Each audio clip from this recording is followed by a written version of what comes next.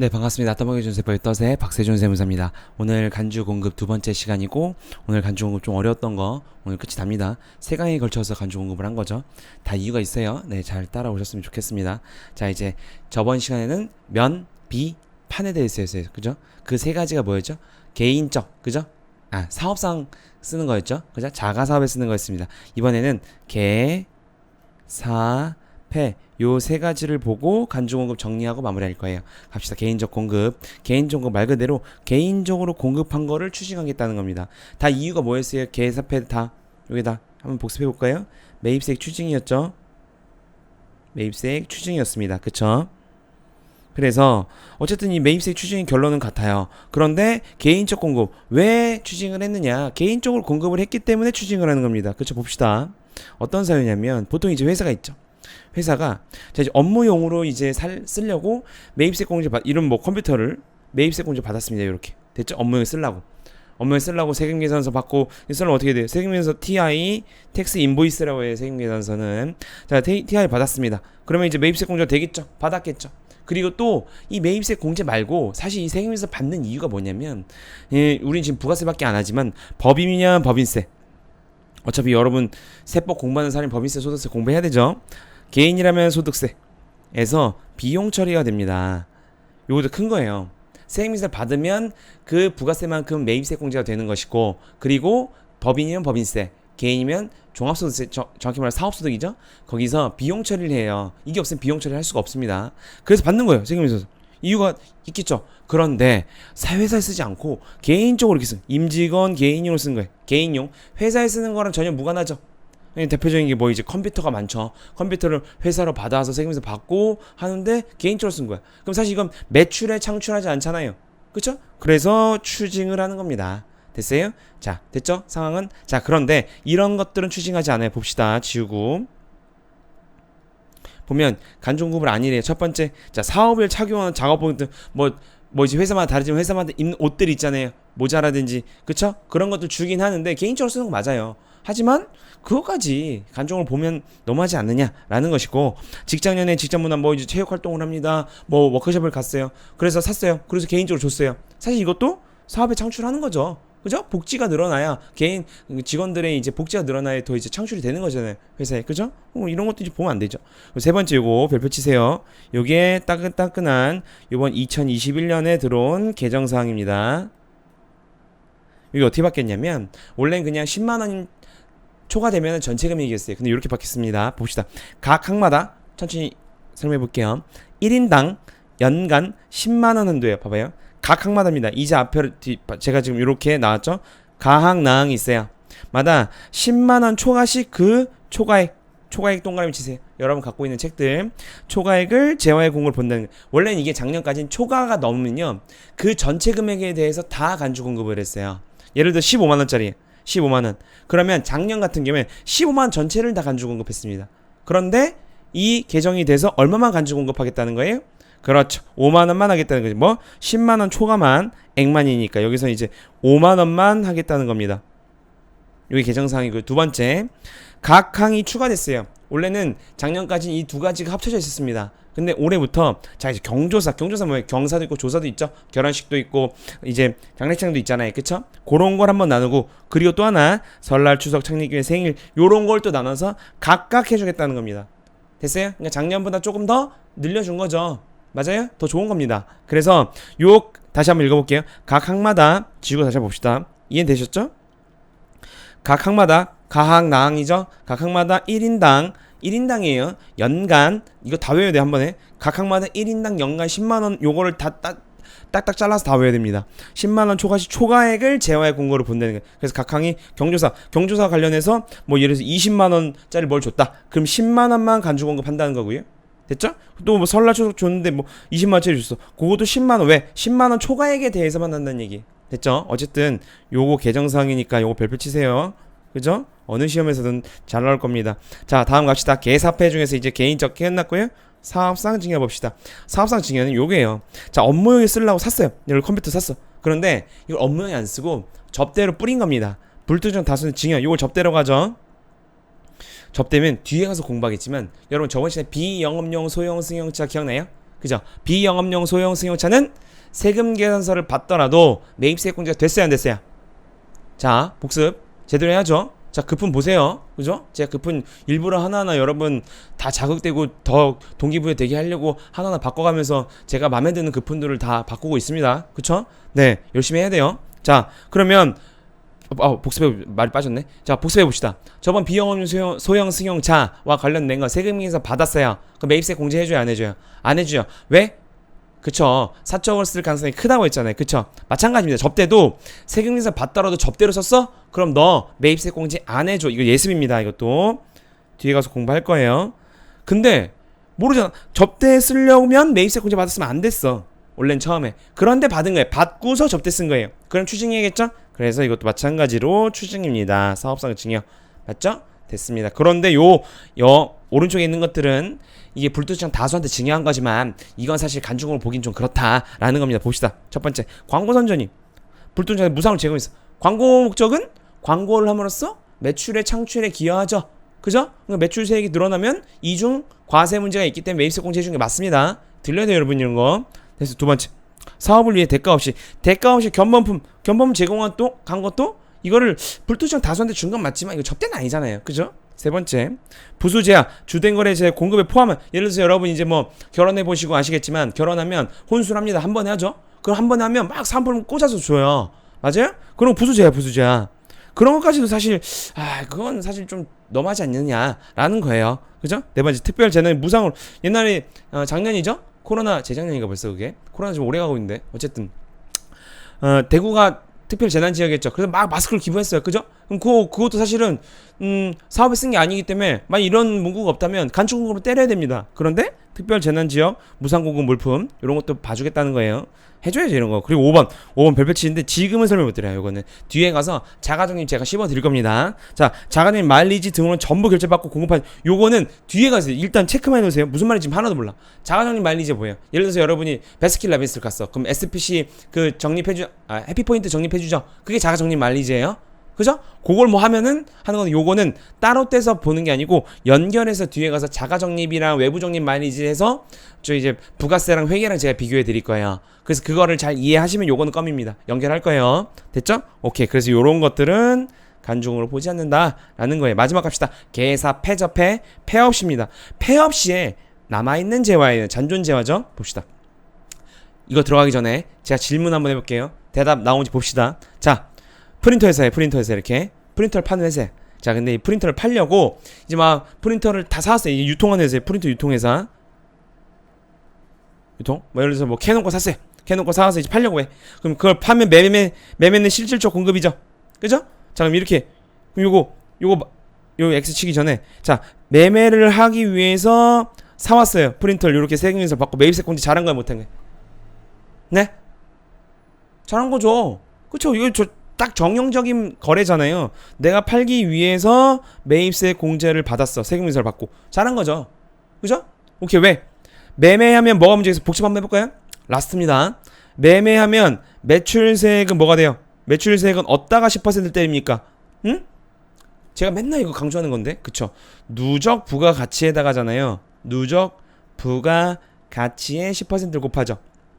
맞아요? 그럼 누적 부가가치는 무슨 문제가 생기죠? 이중 과세 문제가 생기죠. 그래서 뭘 해줘야 돼요? 그렇죠. 매입세 공제를 해줘야죠. 한 번에 당큐에 이제 정리가 되는 거예요. 저랑 같이 잘 따라오신 분들은. 그죠? 자, 그래서 매입세 공제 받은 거 잘했습니다. 그런데 문제가 이 회사가 팔지 못했어요. 이렇게 실질적으로 공급을 못하고 폐업을 했습니다. 클로즈. 마음이 아프죠. 팔지 못했어요. 그럼 남아있는 거죠. 이 남아있는 걸 뭐라고 하는 거예요? 그렇죠. 잔존재화라고 하는 겁니다. 맞아요? 잔존재화, 요런 것들이 잔존재화인 거에 이제 남았어. 자, 그러면 봅시다. 마음은 아프지만 논리적으로 볼게요. 이 매입세 공제를 왜 한 거예요? 과거에. 그렇죠. 이렇게 팔려고 한 거야. 팔기 위해서 매입세 공제 받은 거죠. 그죠? 근데 못 팔았어. 못 팔고 남았어. 그럼 어떻게 돼요? 매출세를 냅니까, 안 냅니까? 못 팔면 이것도 매출세 내요, 안 내요? 안 내죠. 맞아요? 들려요? 천천히 말해볼게요. 매출세액을 안 내니까 이중과세 문제가 있어요, 없어요? 있어요? 있다고 하신 분은 다시 간주공 공부해야 되고, 자, 없죠? 없으니까, 자, 마지막 없으면 과거에 매입세 공제 받은 거 잘한 거예요? 잘못한 거예요? 잘못한 거죠. 그리고 추징해요. 그래서 이 폐업했기 때문에 요게 매입세 공제를 받은 게 잘못된 겁니다. 과거에. 그래서 추징해버려요.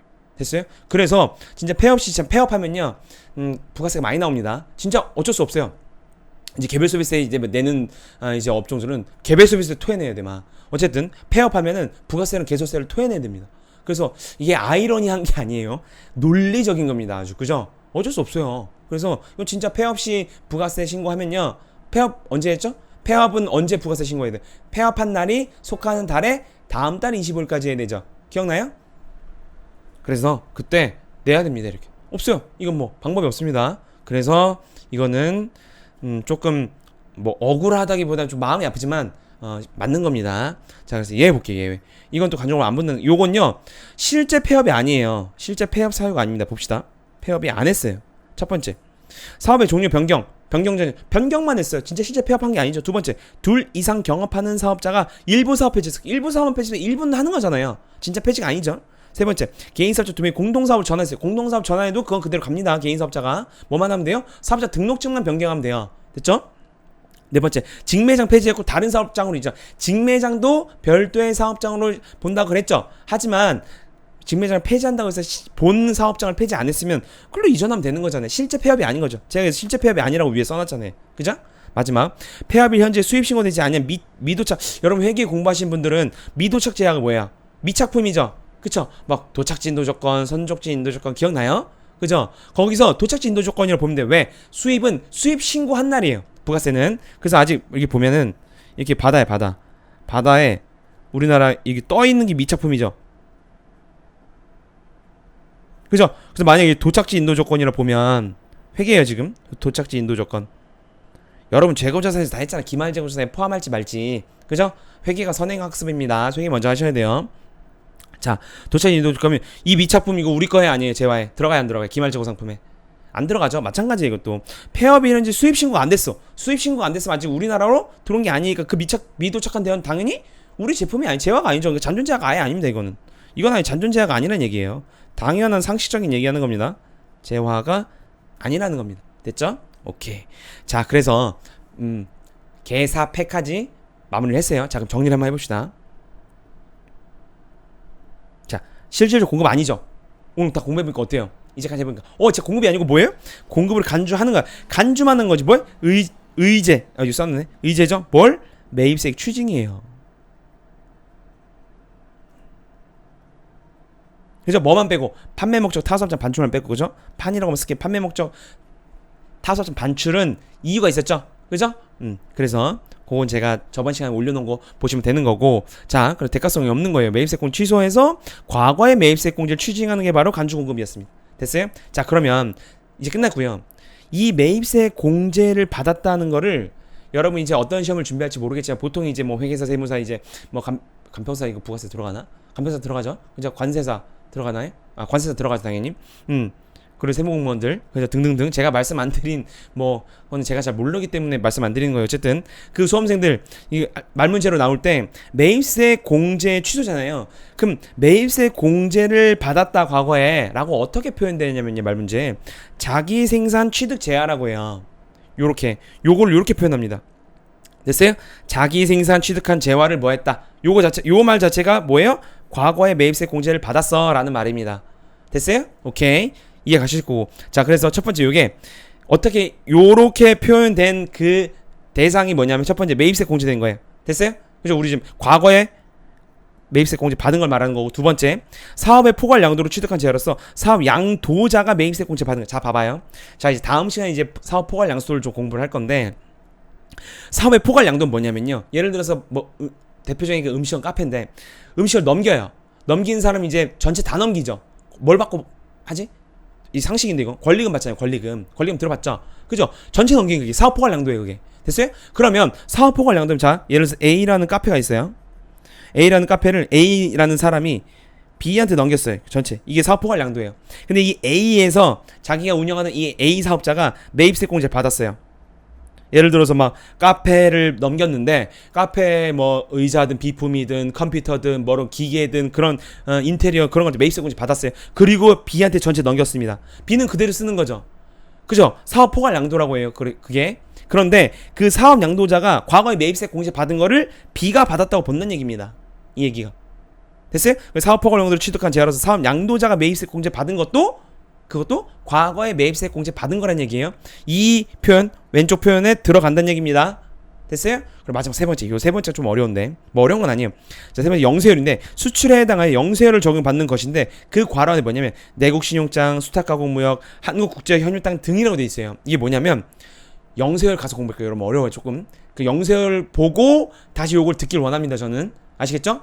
여러분 좀 부가세가 조금 어려워 처음에는. 됐죠? 자, 그래서 요 3번이 뭐냐면 영세율에서 다시 할 건데 자 이제 요거 미리 좀 해놓으세요. 미리 그 두 번째 들으시는 분 지금 두 번째 들으시는 분 요거 이해될 거예요. 자 봅시다. 요게 영세율은요 수출. 그래서 세금 계산서를 발급하지 않습니다. 원칙적으로. 왜? 수출하는 그 상대방은 다른 나라에 있잖아요. 그렇기 때문에 우리나라의 세금 계산 필요가 없어요. 그런데 우리나라 국내인데도 불구하고 국내 거래인데도 영세율을 해주는 게 있어요. 그거는 영세율 세금 계산서를 발행을 해야 됩니다. 요거를 어렵죠 무슨 말인지. 그래서 이외독 하시는 분만 요거 들으세요.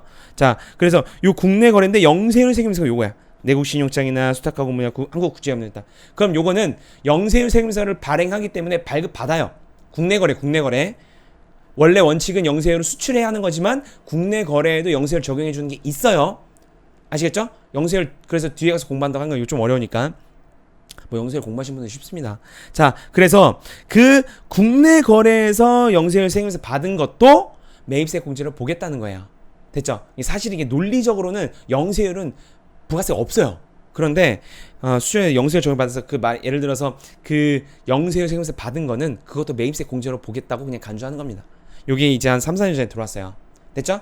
사실 부가세가 없기 때문에 이건 매입세 공제 받은 거게 아니라고 볼 수 있지만 요거까지 넣습니다. 세법에서. 그렇기 때문에 요건 왜? 국내 거래여서 영세율 세금세를 발행하기 때문이에요. 됐어요? 그래서 요거는 영세율 공부하고 다시 한번 2회독 때 공부하시기 바라겠습니다. 자, 그래서 요번 시간까지 총 3강으로 간지 공부를 마무리하고요. 다음 시간부터 또 진도를 새로 나가도록 하겠습니다. 부가세 끝까지 제가 간이과세 바뀐 것까지 다 올려드릴 거예요. 몇 강이 될지 모르겠어요. 사실 30개 넘을 것 같기도 하고. 그런데 어쨌든 전 끝까지 갑니다. 걱정 마시고 뭐 댓글 다신 분이 있어가지고 걱정 마시고 부가세 끝까지 가니까 저 믿고 예비 수험생들 요걸로 한번 머리에 바르는 기회가 됐으면 좋겠어요. 아시겠죠? 네, 오늘 여기까지 하겠습니다. 네, 떠먹여주세요. 배떠세 박세준 세무사였습니다. 감사합니다.